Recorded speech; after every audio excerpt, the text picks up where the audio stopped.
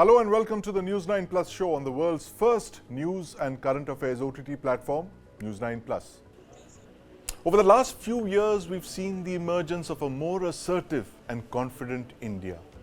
This, when combined with India's increasing economic and military prowess, has translated into a more determined and visible foreign policy.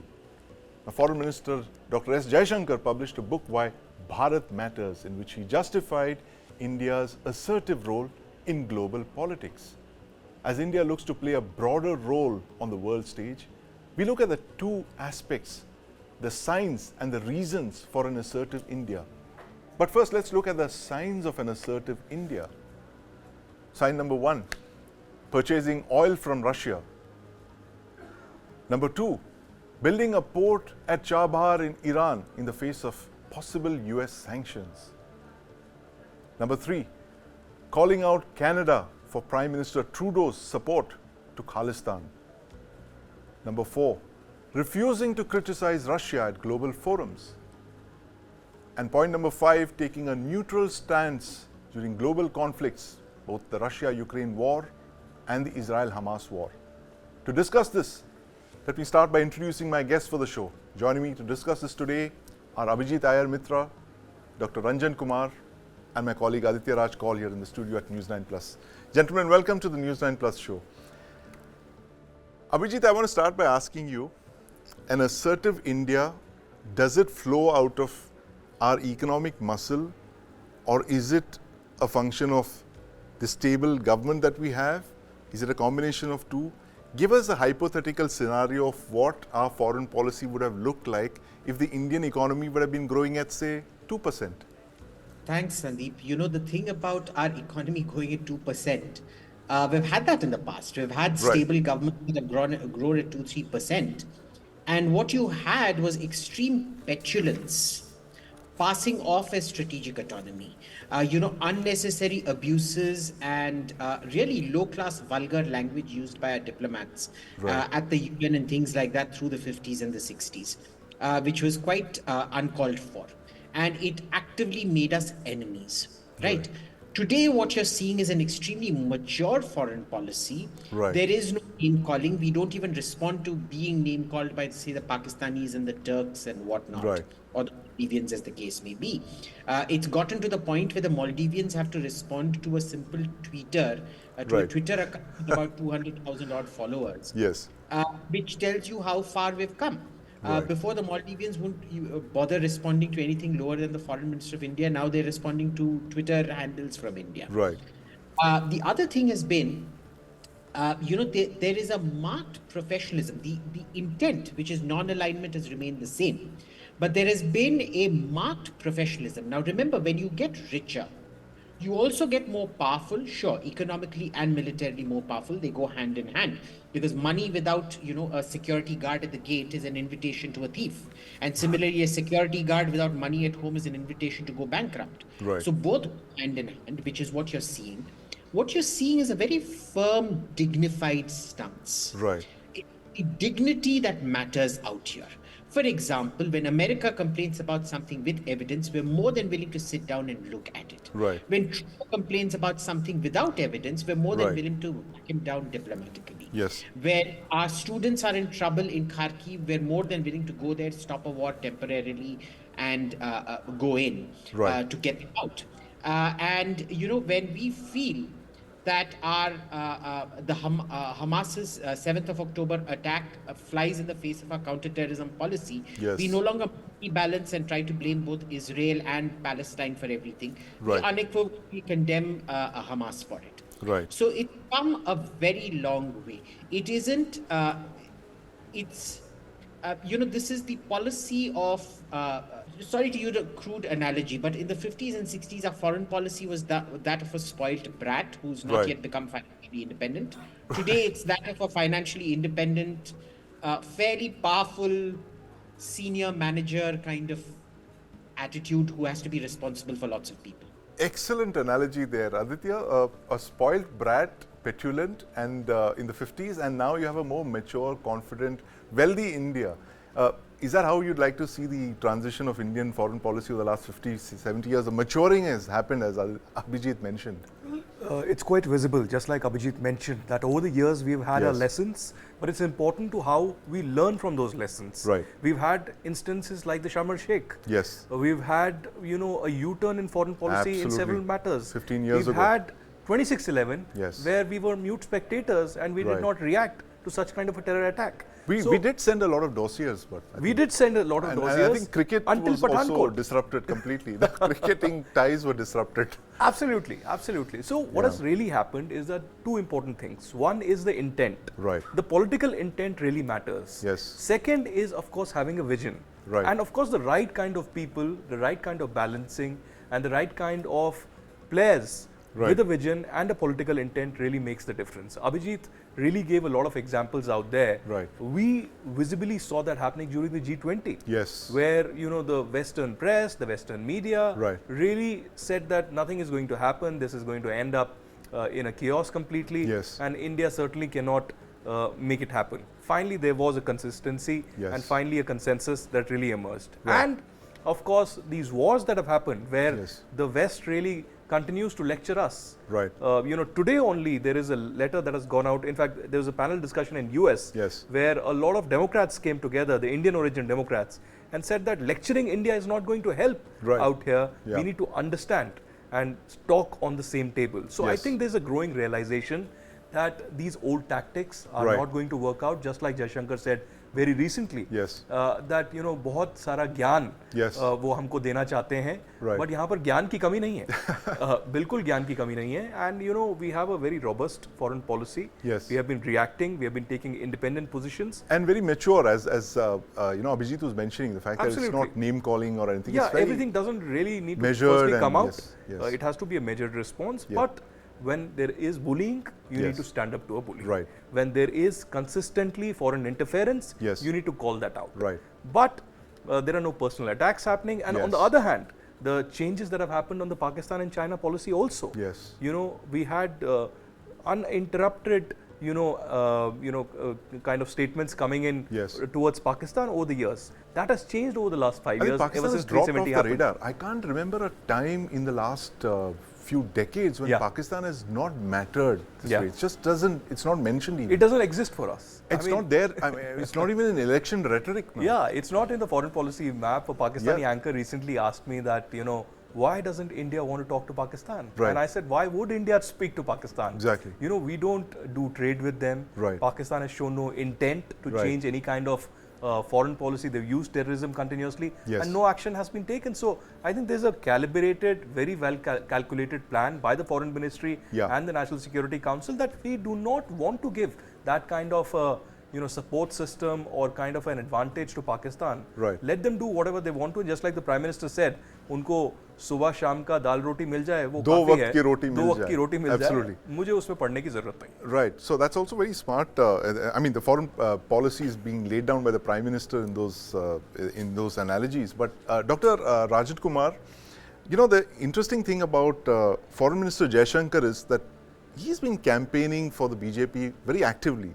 And that's not something that you would see for a bureaucrat turned foreign minister, but what do you attribute this to? The growing interest of the middle class, the urban middle class, the BJP's voters in matters foreign policy, thanks to social media? Or is it the kind of strong line that the government has been taking, a very pro-India stance? What do you attribute this to? I think this is the time of election, both in United States and in India. Right. So in US, you'll see the rhetoric of democracy, values, liberal internationalism, liberal institutionalism, etc. Those values kind of being said again and again by Democrats, and especially the Democrats who are slightly left to center. Right. So that kind of rhetoric you'll see from now onwards till December or till the election time in the United States. Right. And the same happening in India, because India is in the election year. Yeah. So India cannot be at this point of time, even in verbal terms, India cannot be bullied by any other country. Right. As the statement is concerned, let me tell you a few things. This is a kind of the US statements, the way it has been coming for the last few years, whether on the issue of this Kejriwal arrest, or before the Right, Citizenship Act, and before that on minority issues, etc. Yes. US uses democracy as a double-edged sword. Right. You might have heard that US president and number of officials from the United States, many a time they have said that India is the largest democracy. India Yes. is one of the best democracies in the world. So that statement is also used when US wants to have a very close partnership with India. But at the same time, when there are certain issues and when it's want to kind of send a message to India, Yeah. so it will start criticizing India on the same issue. Right. So we do not have to take this US statement very seriously. Yeah. US is not the country at this point of time to lecture Right, to right. India on Absolutely. democracy. US has been extremely hypocritical, be it Afghanistan, Iraq, Syria, or what is happening in Gaza today. So Right. we should not be. But the important thing that I would like to say before you kind of shut me down, India should not react as if India is insecure. India's Right. democracy has deep roots. Yes. We do have certain issues. There are certain India's democracy may Fair be enough. chaotic. But again, we don't have to react to every statement that comes from the United States. And I'm talking about the official reaction, not about the media reaction. Right, absolutely. Abhijit, I'm going to ask you that question which I asked Dr. Rajan Kumar. The fact that Jaishankar has become the face of India's foreign policy, extremely popular both in India and abroad. How do you see the government kind of using him to kind of project their line on foreign policy? The fact that he's going around and campaigning for the BJP, very unlikely politician, Dr. S. Jaishankar, bureaucrat turned foreign minister, and now a campaign mascot for the BJP across the state, across the elections. So bureaucrats, contrary to popular belief, bureaucrats actually make fantastic campaigners, you see. Right. Bureaucrats are kind of like theologians. The difference between a theologian and a philosopher, they say, is a philosopher asks questions that can't be answered. Right. And a theologian gives answers that can't be questioned. So, the problem with Indian foreign policy used to be that we used to philosophize a lot. Right. Ask all these strange questions like, what is the meaning of our existence, etc. So on and so forth. And today you have a theologian who's giving you hard, tough answers, Right. holding up a mirror to you, Yes. where you don't really have comebacks. And you needed that. You needed Yes. a Sushma. There is no Jaishankar without Sushma Swaraj. Yes. This is a continuation. She laid the foundation, the framework Yes. of what we see today. Professionalism you see today. Yes. And Jaishankar has taken it over, and he has brought in his own unique spin into it. Right. In a way where he can talk about foreign policy internally unquestioned. Yes. And he can carry, because he has his prime minister's absolute confidence. Right. He can take an absolutely undiluted message. When he talks, they know Modi is talking through him. Right. Very important. Yes. He's unquestioned abroad, and he's unquestionable in India. Right. Important points there. And Aditya, tell us, because you've covered both Sushma Swaraj and Dr. S. Jaishankar. You've seen them very closely, you've interacted with them. How different are their styles? Sushma Swaraj, very, very instinctive politician, grassroots politician, parliamentarian, and then she becomes foreign minister in a ministry that's in the shadow of the PMO. And we tend to forget the fact that prime ministers are always in the driving seat of India's foreign policy from 1947 on. How is the foreign ministry different under Dr. Jaishankar vis-a-vis what it was under Sushma Swaraj? Well, firstly, Sandeep, very difficult to compare the two. Sushma Swaraj, a politician, a very outspoken politician, at a very young age, one of the youngest in India, who emerged really, and a career diplomat, Jaishankar, who has worked under Sushma Swaraj. They had a very good coordination, over the years when I traveled all across the world, along with Jaishankar and Sushma. I saw the kind of, bond that they really had. Yes. But again, Jaishankar wasn't someone who was interacting with the media for a very long time. Yes. Sushma Swaraj did. But at the same time, when Sushma Swaraj was the foreign minister, she stopped giving interviews. Right. There was not a single interview she gave while she was in office. Absolutely. I just remember 5 years of no interviews. Again, Jaishankar initially followed the same model, Right. but gradually started giving interviews, and now we see him, in the last 2 years especially, in a very outspoken avatar, calling out people who are charging at him and at India, and saying that if you call me out, I'm going to respond. Right. And he has nothing to hide, no no words to mince really. So I think he has, as Abhijit rightly pointed out, taking forward what Sushma Swaraj has been doing. Sushma Swaraj had very interestingly started helping out Indians in distress all across the globe. She was known for Twitter, that. Absolutely, using Twitter to, one message to her, and she immediately used to, pounce on the ministry and say that immediately help them out. Jaishankar took that forward to another level. I mean, look at the rescue that happened in Afghanistan from Ukraine. Kharkiv, what Abhijit mentioned. I know one Indian had been killed there, and there were thousands who were stranded there. You did that documentary, Airlift, I remember. And not Indian intelligence agents, not commandos, but diplomats went inside Kharkiv in buses and rescued the people. So that speaks of the foreign policy of India that has arrived in 2023, 2024, and is only rising up. Has a very independent stance, a very it's a very pro-India stance. What's in our interest? That kind of diplomacy in India's interest, which is also the name of one of our shows.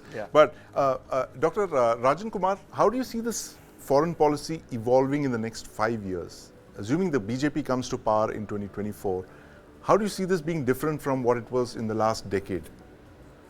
All right, so since we have started this discussion with Why Bharat Matters, and I have this book, as you can see, the same book of Jaishankar, and I have read this book, let me tell you, and you should also read this in case you haven't already. So the last chapter is very, very interesting, and there in the last chapter he says Why Bharat Matters. So there are a few points that will explain the question that you're asking me.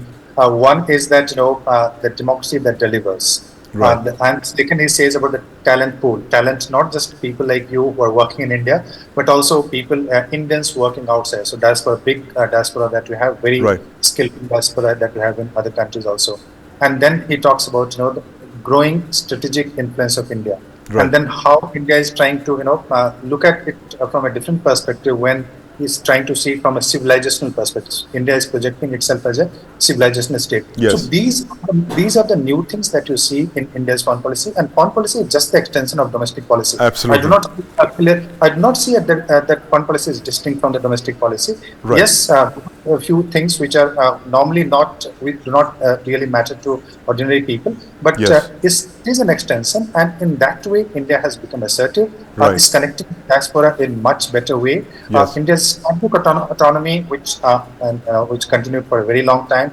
So that continues. Earlier it was non-alignment movement, and now we are saying multi-alignment. Multi-alignment. I'm going to bring Abhijit in on this point. Abhijit, India's foreign policy 2024, 2029, where do you see us headed? What are the big boxes to tick really in the next 5 years? Consistency.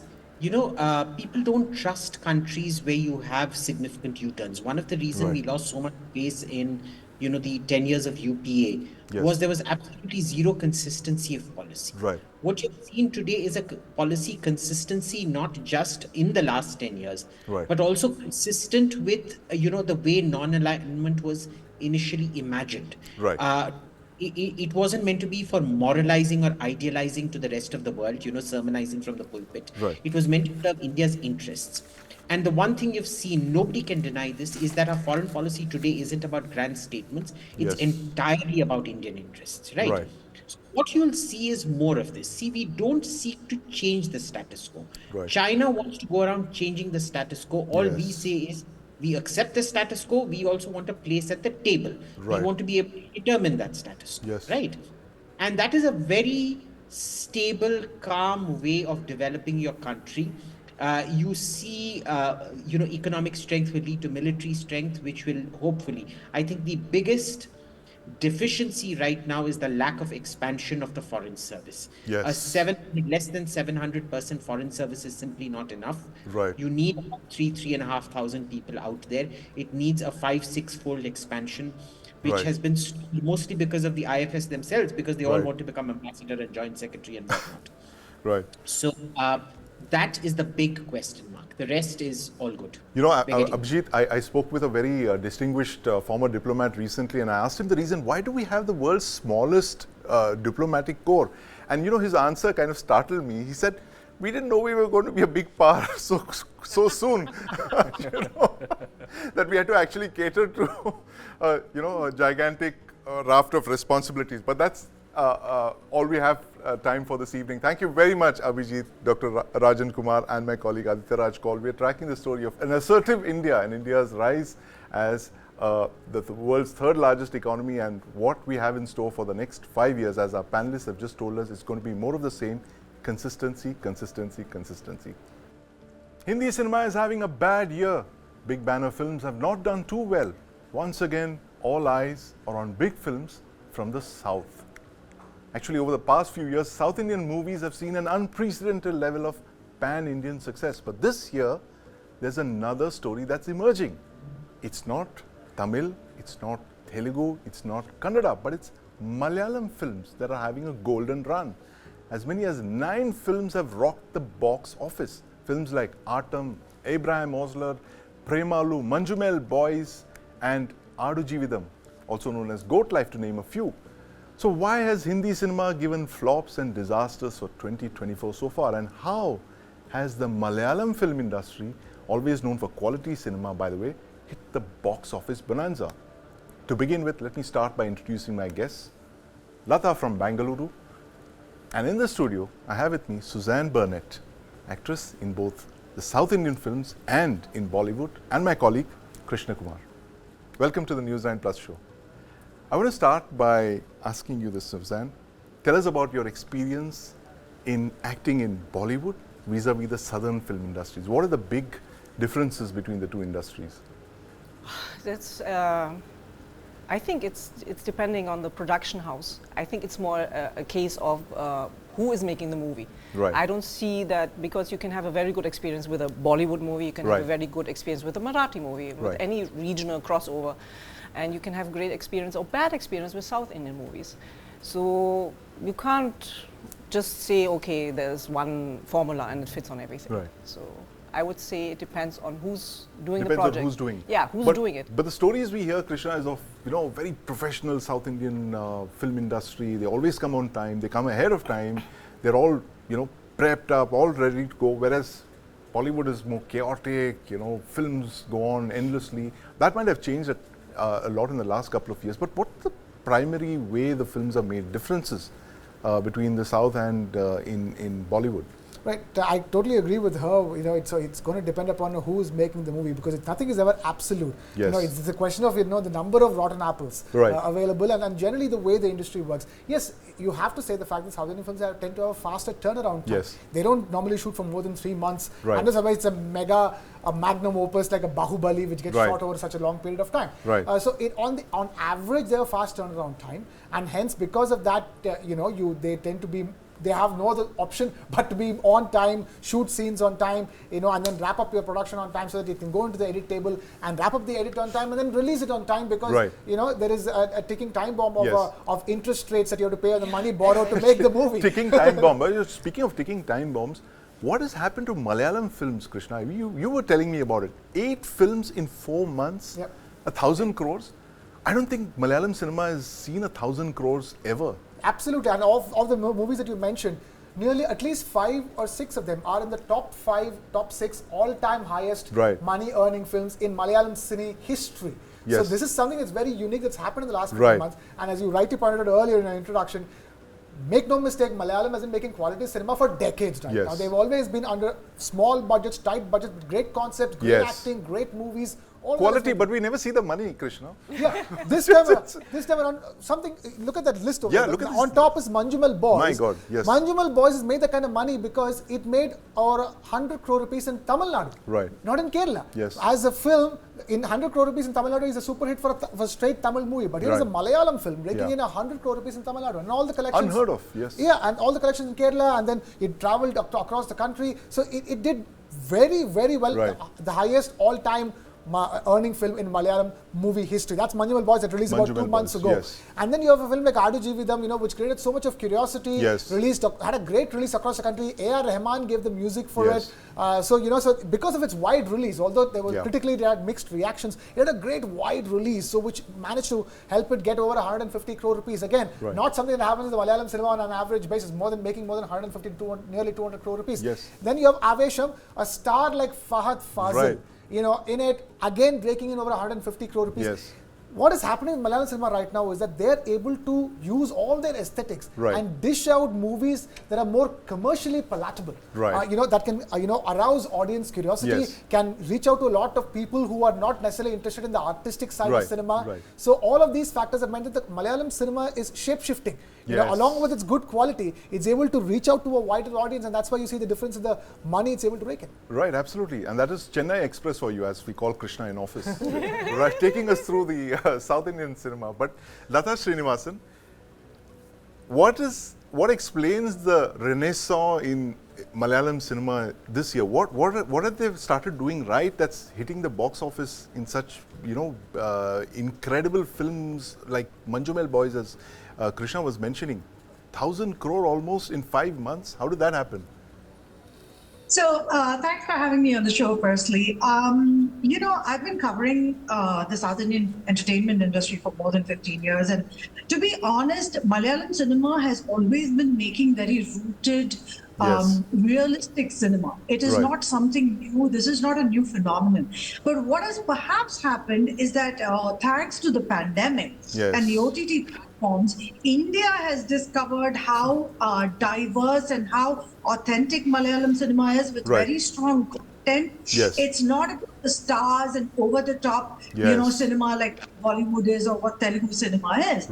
And I think that has caught the imagination of the audience. And if you see, like Krishna correctly said, they work on very small budgets, tight budgets, which means their stories have to be really strong. Absolutely. The Malayalam audience, unlike the Tamil or the Telugu audience, will not just go to the theatres because, there's a star in it. Because Rajnikant is there. Right. That will always be absolutely. Or Vijay is there, So, so it's the story that matters, and they don't like loud, over-the-top kind of acting or the glamorous, films or masala films, as we like. So if you had something like a Minnal Murli become a super hit on OTT. A lungi wearing superhero, Minnal Murli. How did they come up with that concept? Incredible, yes. So Basil, when I spoke to Basil, he told me that I love superheroes, but we need to make something that a Malayali can identify with, and that's so important because Malayalam filmmakers or Kerala filmmakers, they make films primarily for the Malayalam audience. It is not for the Telugu or the Tamil audience. But what's happening now is that those themes are resonating. If you take a film like 2018, we saw what happened with the floods. It was horrendous, and everybody in India was contributing money and so on and so forth, trying to help the people of Kerala. So I think kind of topics they pick and the themes they pick and the way they write. Absolutely. And Suzanne, I want to come to you because you've been part of Bollywood now for several years, from the German film industry to Bollywood. I'm more the Indian film industry. Yes. I don't see myself as a Bollywood actor because I have not done those kinds of projects. I have never danced around a tree.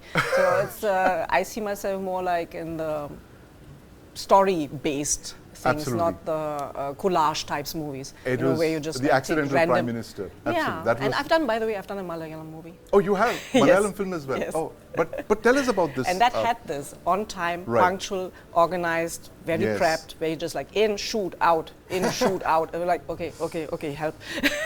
But the tighter the budget, the more efficient that they are. The more efficient they are. You have this in Marathi industry as well. The Marathi is also like that, where you are doing. It's like Malayalam. You shoot not. I did a movie with Makarana Spuri. So he shot 2 movies simultaneously, same locations, one a political thing and one was more like a comedy. And both the movies together, 21 days, done. 21 days? Yeah.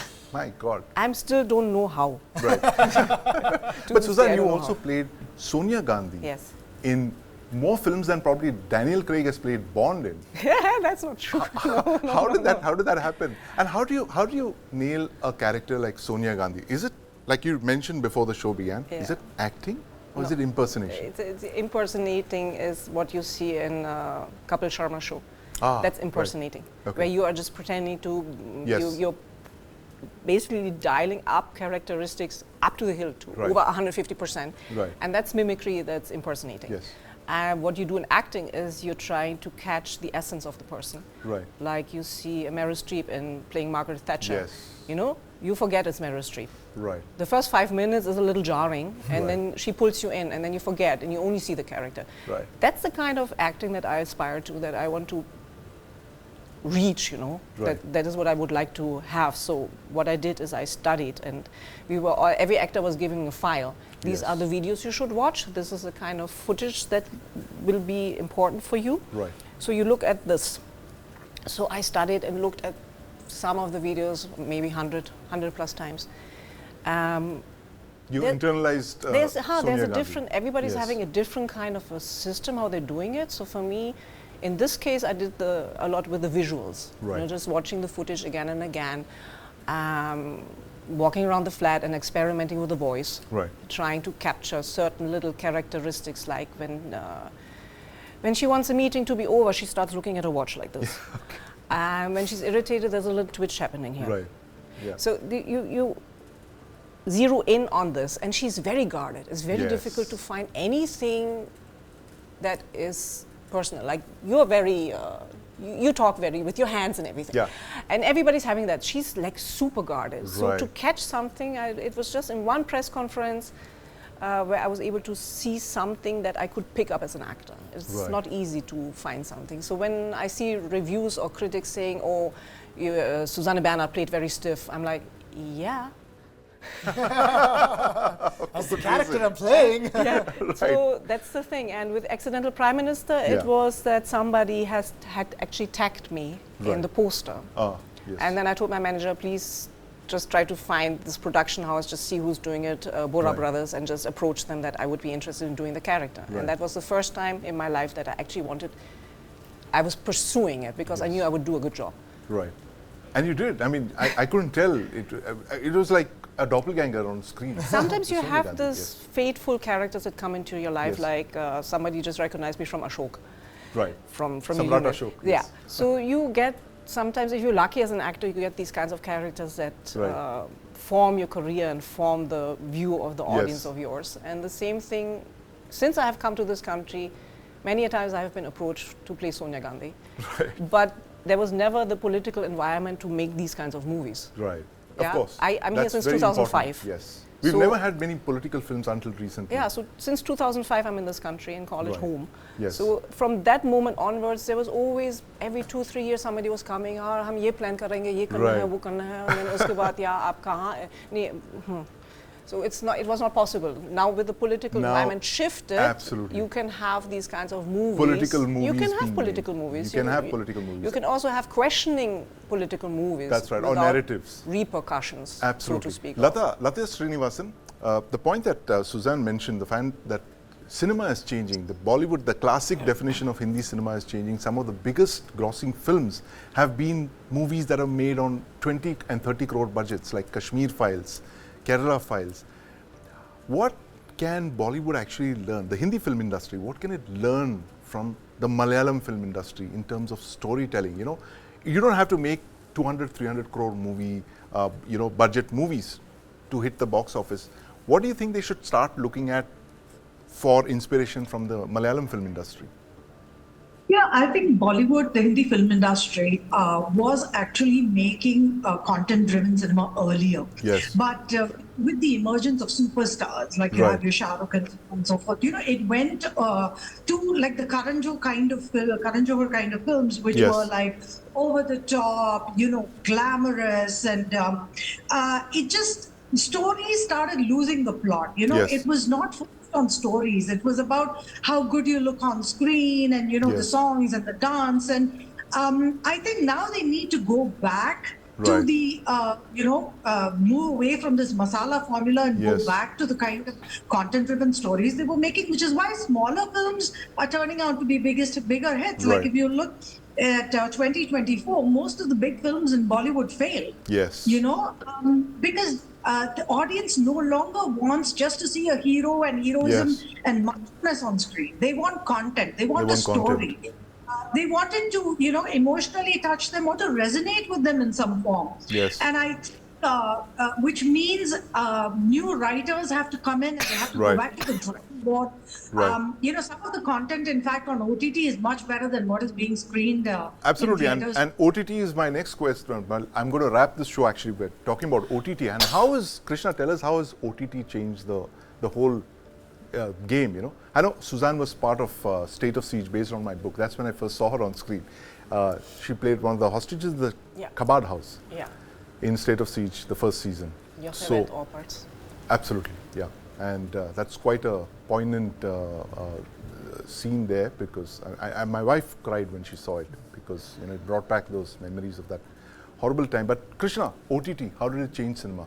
OTT has changed cinema because we have people like Suzanne, you know, in India doing such amazing work, and also go back to the whole point of why is Malayalam cinema peaking in the year 2024? Because that audience was built, you know, over the course of the pandemic, primed for OTT, content on OTT, and also the average Hindi movie audience are not going to watch their Hindi movies in theaters simply because they're getting better content on OTT in other Indian languages, and they are demanding more. In fact, the latest thing that's been bandied about is the fact that, like, you know, they are looking at the trailer of a movie and then not showing up for the movie in the theaters. That's what happened to the movie like, say, Bade Miyan, Chote Miyan. You know, like, people just were disenchanted. They saw the movie in the trailer and they said, listen, and they said, that's not the movie I'm going to go pay money for. So OTT is changing the tastes of the Hindi movie audience. They are simultaneously, it's upping the expectations of the South Indian audience as well. So that's the reason why the quality, the number of classic Malayalam movies. Malayalam, for example, is churning out a classic on a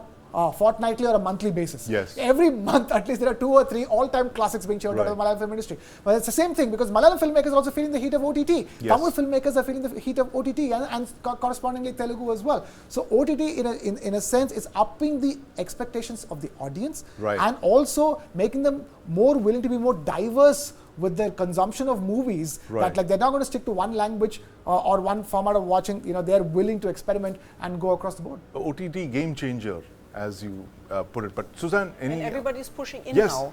From Arshad Varsi to everybody wants to do OTT. Everyone wants to be on OTT. They're shifting from, because when I came in 2005, people were saying, either you do TV, you do movies. You have to choose. I said, I can't choose. If I get an offer, I will do it. So I did TV, I did movies, and ping-ponging. Now it's normal. Now everybody who's doing movies is also doing TV. And now everybody's shifting towards OTT.